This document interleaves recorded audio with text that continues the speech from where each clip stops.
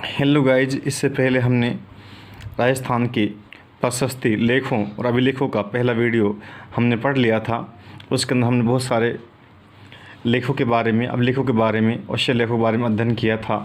अब हम part second के अंदर बच्चे कुछ शिलालेखों के बारे में अध्ययन करेंगे। इसमें सबसे पहले हम लेते हैं कीर्ति स्तंभ प्रशस्ति।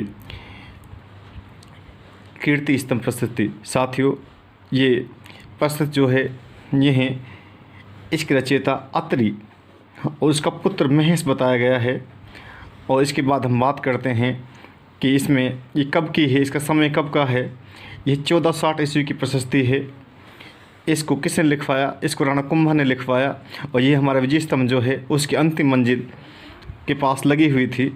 और इसके अंदर बप्पा रावल, राणा हमीर सिसोदिया, जिसे विषम घाटी पंचानन कहा गया है, और राणा कुंभा के इतिहास के बारे में बताया गया है। आपसे पूछ सकता है कीर्ति स्तंभ प्रशस्ति में मेवाड़ के किन किन शासकों ने मिलता है। इसमें बप्पा रावल, हमीर और कुंभा के बारे में जानकारी मिलती है।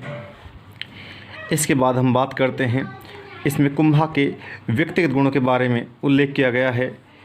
इसके बाद यदि हम बात करते हैं तो इसमें कुंभा की जो उपाधियाँ हैं साथियों, कुंभा को बहुत सारी उपाधियों से नवाजा गया है। इसमें दान गुरु है, शैल गुरु है, अभिनव भट्टाचार्य है, इसके अलावा राजगुरु है। इसके अलावा बहुत सारी कुंभा की उपाधियाँ हैं। इन सभी उपाधियों का वर्णन इस स्तंभ प्रशस्ति में मिलता है।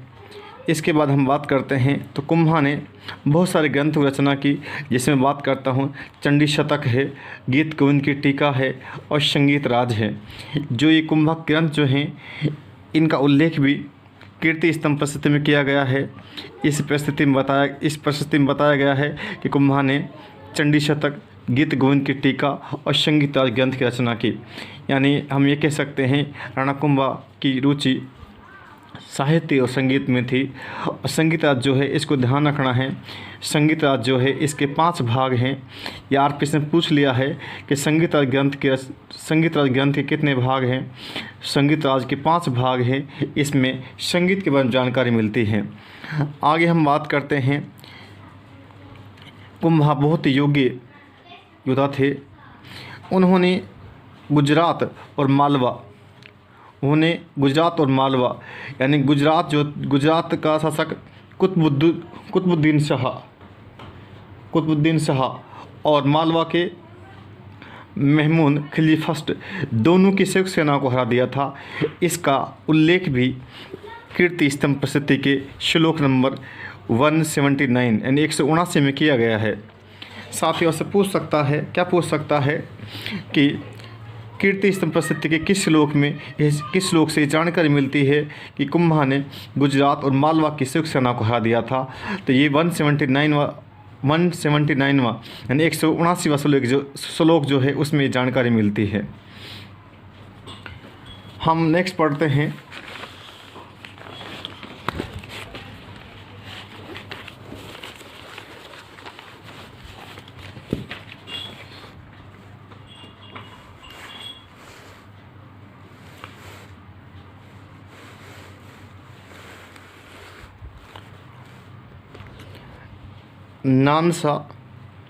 नानसाई भीलवाड़ा के अंदर है। यहाँ भी एक लेख लगा हुआ है जिसे हम कहते हैं यूप स्तंभ लेख। आपको ये ध्यान रखना है कि आपसे पूछ सकता है यूप स्तंभ लेख कहाँ है। ये नानसा जगह है भीलवाड़ा के अंदर, वहाँ लगा हुआ है। इसमें क्या मिलता है, इसमें क्या लिखा हुआ है, इसके अंदर हम देखते हैं। तो इसमें मालवों की दिग्विजय का उल्लेख किया गया है। साथ ही हम जानते हैं पंजाब के आसपास बहुत सारी प्राचीन जातियाँ बसी हुई थी, और जब वहाँ सिकंदर आक्रमण किया तो वे जातियाँ अपना बचाव करने के लिए वे राजस्थान के अंदर आवासी, और उन्हीं में से एक जाति थी मालव। और मालवों ने एक सिकंदर का विरोध किया था, और इसकी यानी उनकी मालवों के दिग्विजय की जानकारी या उसका उल्लेख जो है यही यूप स्तंभ लेख में मिलता है। साथ ही ये जो बिंदु जो है ये आपको कहीं नहीं मिलेगा, यह केवल दशरथ शर्मा किताब में मिलेगा, वहीं से मैंने लिया है इसको। यानी आपको ध्यान रखना है। आपसे पूछ सकता है कि मालवों की दिग्विजय का उल्लेख किस लेख मिलता है, तो यूप स्तंभ लेख नानसा भीलवाड़ा में ये बात मिलती है। अब आगे हम पढ़ते हैं 2.5 दिन का झोंपड़ा मस्जिद के गुम्बद का लेख। ये लेख जो है, जो हमारे अजमेर के अंदर 2.5 दिन का झोपड़ा मस्जिद जो है उसका जो गुम्बद है, गुम्बद के पीछे ये लेख लगा हुआ है। यह 1200 ईस्वी का लेख है और ये अजमेर के अंदर है। इसके अंदर मस्जिद के निर्माण के बारे में बताया गया है। इसमें बताया गया है कि जब पृथ्वीराज चौहान तृतीय त्रायण के द्वितीय युद्ध में हार गया तो गौरी का अजमेर और दिल्ली पर अधिकार हो गया। तो गौरी कहीं जाते समय अपने गुलाम ऐबक को दिल्ली तथा अजमेर सौंप गया और उन्होंने ऐबक ने अजमेर में 2.5 दिन का झोपड़ा मस्जिद का निर्माण करवाया, जो राजस्थान की प्रथम मस्जिद थी। और जो कुतुबुद्दीन ऐबक जो थे, उन्होंने अबू बकर नामक व्यक्ति की देखरेख में इस मस्जिद का निर्माण कराया। इसका उल्लेख जो है यह 2.5 दिन का झोपड़ा मस्जिद की गुम्बद के लेख में मिलता है। यानी आपको ये ध्यान रखना है कि इस मस्जिद का निर्माण यानी ऐबक ने 2.5 दिन के झोपड़ा मस्जिद का निर्माण जो है वह किसकी देखरेख में करवाया? अबू बकर की देखरेख में करवाया। और ये साथ ही भी ध्यान रखना है 2.5 दिन का झोपड़ा मस्जिद जो है ये राजस्थान की प्रथम मस्जिद बताई गई है। इसके बाद हम देखते हैं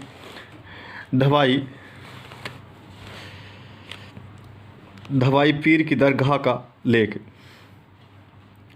जैसा कि हम जानते हैं कि जब 1303 के अंदर रतन सिंह अलाउद्दीन खिलजी से युद्ध में हार गया तो खिलजी ने 1303 में चित्तौड़ पर अधिकार कर लिया। और अधिकार करने के बाद इन्होंने चित्तौड़ का नाम खिजरवा रखा अपने पुत्र के नाम पर। तथा ये भी ध्यान रखना है कि इसी पुत्र खिजर खान ने गंभीर नदी के किनारे यानी गंभीर नदी पर एक पुल का निर्माण करवाया था। तथा इन्होंने चित्तौड़ किले की तलहटी में एक धवाई पीर की दरगाह का निर्माण करवाया। उस दरगाह पर एक लेख भी लिखवाया और उस लेख के अंदर जानकारी मिलती है कि 1303 में अलाउद्दीन खिलजी ने रतन सिंह को हराने के बाद अपने पुत्र को वहाँ का गवर्नर नियुक्त किया और नाम चेंज करके नाम बदल कर उन्हें खिजरवा रखा। इसकी जानकारी जो है यह धवाई पीर की दरगाह के अंदर मिलती है। ये जो लेख जो है ये 1325 ईस्वी का है और इसमें ध्यान रखना है ये कहाँ है। यानी आपको 2-3 बिंदु ध्यान रख रहे हैं। धवाई पीर की दरगाह कहाँ है? ये चित्तौड़गढ़ के अंदर है। और चित्तौड़ में कहाँ है? ये है चित्तौड़ किले की तलहटी के अंदर है। इसमें क्या मिलता है? इसमें ये उल्लेख मिलता है कि अलाउद्दीन खिलजी ने इसका नाम चित्तौड़ नाम खिजरवा रखा अपने पुत्र के नाम पर। इसकी जानकारी मिलती है। इसके बाद हम बात करें ये लेख कब का है? यह 1325 का है। इसमें एक बात और मिलती है, जानकारी मिलती है कि इस पर गंभीर नदी पर पुल बनवाया खिजर खान ने, इसकी जानकारी मिलती है। आगे हम पढ़ते हैं जहांगीर के महलों का लेख। साथ ही जहांगीर के महल जो हैं ये पुष्कर अजमेर के अंदर हैं। ये पुष्कर से लगभग 15 किलोमीटर दूर हैं, पुष्कर के अंदर हैं। यहाँ जो महल बने हुए हैं जहांगीर के, वे महल जो हैं उनमें लेख लगा हुआ है जो 1615 की जानकारी देता है। और अमर सिंह पर जहांगीर की विजय का उल्लेख किया गया है इसके अंदर। साथ ही जैसा कि आप जानते हैं 1615 ईस्वी में मुगल मेवाड़ संधि हुई। 1615 ईस्वी के अंदर मेवाड़ मुगल संधि हुई। यानी 1615 के अंदर मेवाड़ और मुगल संधि हुई।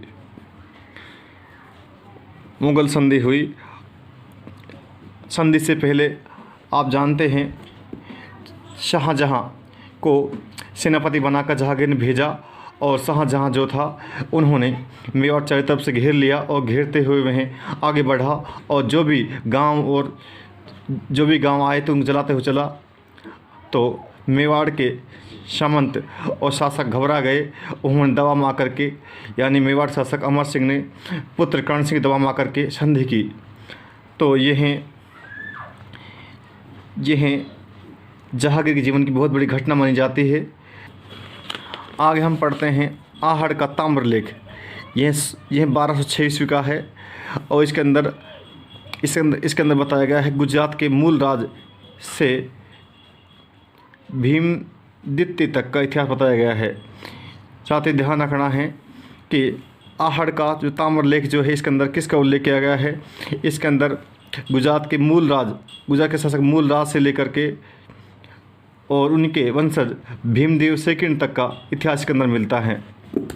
यानी हम ये कह सकते हैं कि यदि हम 1206 की बात करें तो मेवाड़ पर हम ये कह सकते हैं गुजरात का अधिकार था और गुजरात शासक जो है मूल राज उन्हीं के वंशज भीमदेव तक का इतिहास के अंदर लिखा हुआ है।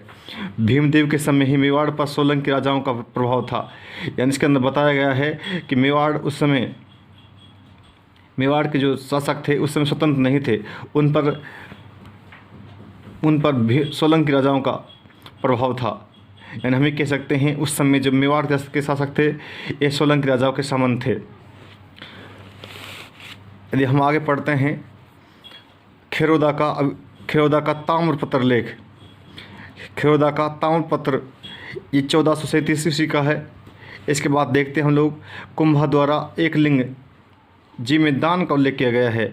यानी जो खेरोदा ताम्रलेख जो है इसके अंदर ये उल्लेख किया गया है कुंभा ने एक लिंग जो कि मेवाड़ के एक लिंग जी जो है मेवाड़ के ये हैं इष्ट देव हैं, इसकी जो मंदिर जो है उसके लिए दान किया गया था। इसका उल्लेख खेरोदा ताम्रपत्र में मिलता है। यदि हम आगे बात करें तो चीकली ताम्रपत्र,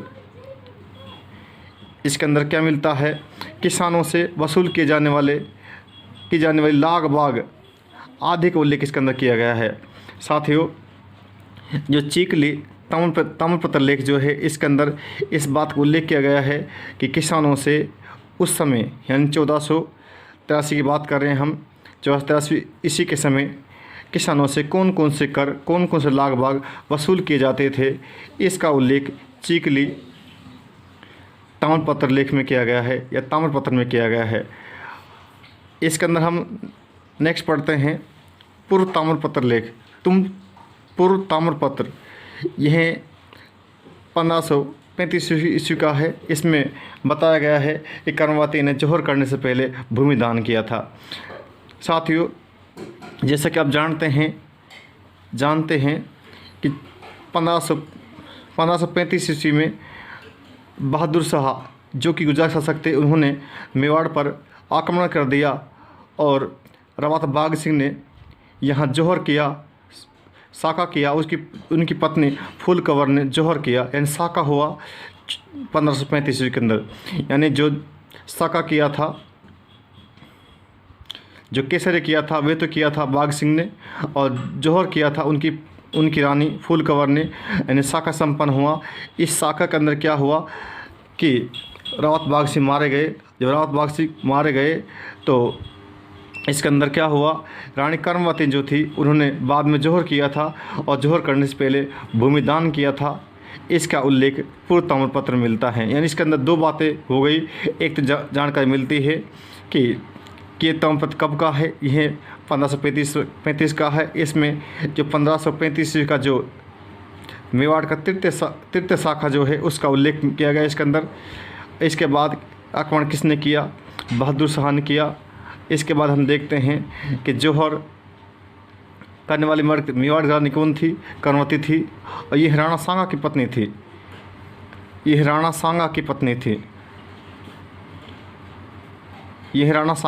थी। इसके अंदर यह उल्लेख किया गया है कर्मवती ने जौहर करने से पहले भूमि दान किया था। इसका उल्लेख भी इसके अंदर किया गया है। साथियों जितने भी अभिलेख थे, शिलालेख थे और ताम्रपत्र जितने भी थे वे सारे हमने पढ़ लिए हैं। इससे यदि क्वेश्चन बनता है तो इससे बाहर नहीं जाएगा। Thank you. इसी प्रकार हम धीरे धीरे पढ़ते रहेंगे।